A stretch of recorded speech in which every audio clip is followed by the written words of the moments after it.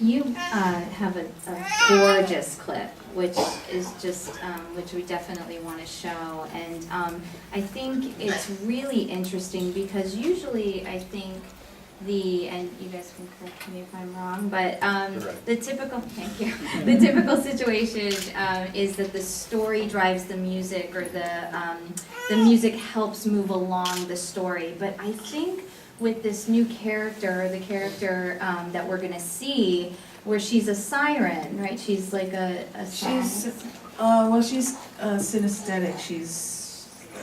She has a state of synesthesia, which means that you can, taste color, you can see sound, all your senses are kind of merged or swapped. And it's funny that you're saying this, because somebody just the other day asked if the writers wrote that character just for us. Yeah, because and the actress is deaf, and in most of the scenes, what has ended up being the most useful representation of her power is that she has learned to play the cello, and she sees the sound. She learned to play it by seeing colors, and but yeah, they used, then this other villain guy comes to use her power to summons these other people with powers.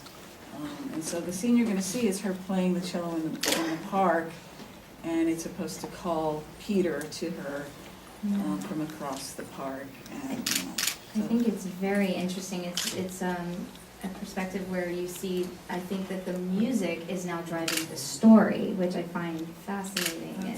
Thank you. And yeah, absolutely, and it's gorgeous. And after we watch it, I just want to talk about, because I went on YouTube to revisit it, and if you've ever seen the message boards of the people, I did go on early on. Fans, it's amazing. I mean, what I'm going to get to that after, and then we're going to open it up for questions. I know you guys are burning questions.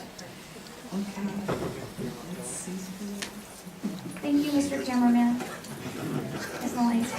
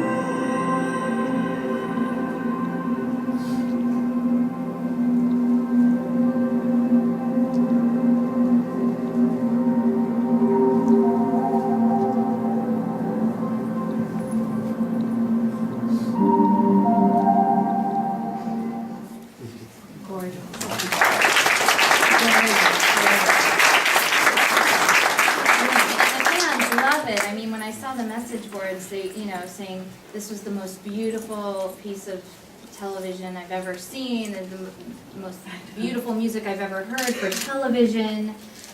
Who chose the cello? Is it part of the script, or? Yeah, it was in the script. It was in the script, I wasn't sure. And you wrote that, right? Yeah. You specifically? Yeah, it's funny because we had written a piece that was a little,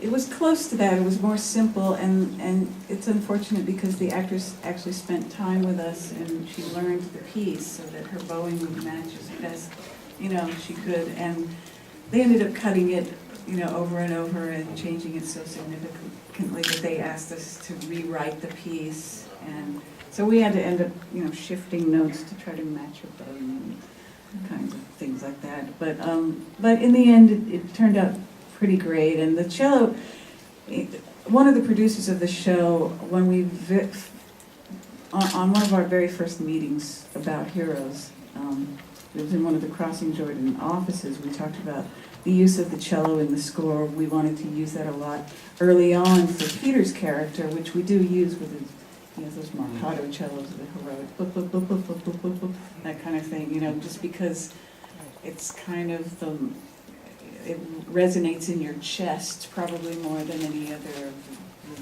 string instruments, at least the tonal quality of it does. And so it's always been like a favorite in that office. They love the cello.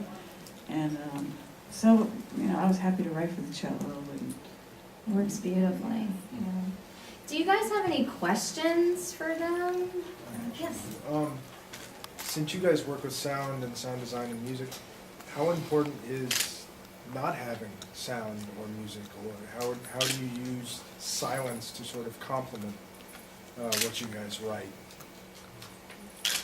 A lot of times when we're spotting a scene or a show or a film or something, they tempt music in a lot of times, and the music tells you how to feel so much that a lot of times we ask, can we watch it without your temp, so that we can really see what the scene is doing and if the actors are carrying it in a certain way, and maybe we don't want to come in the whole time or come in a certain place, and silence can be very useful for the uncomfortable moments, for intimate moments, and also to not make emotional moments really super melodramatic, or just hyper real, unless that's what you're going for.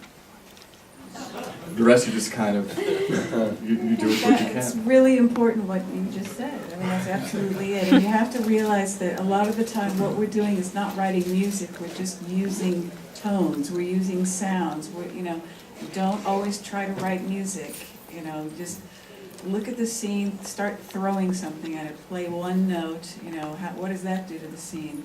And then go up, go down, seriously. The first note easy, the second one's hard. Exactly, go up or down, and when. And please help me thank this amazing. Thank you.